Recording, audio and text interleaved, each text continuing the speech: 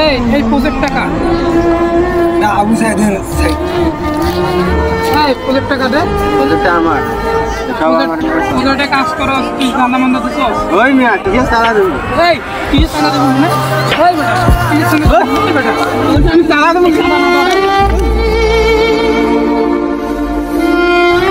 এই আর কি?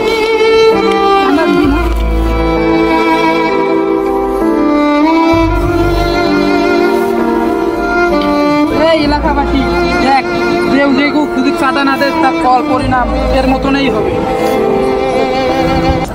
এটা আসলে একটা শিক্ষামূলক ভিডিও ভাই আমরা বানিয়েছি, কেউ সিরিয়াস ভাবে নেবেন না।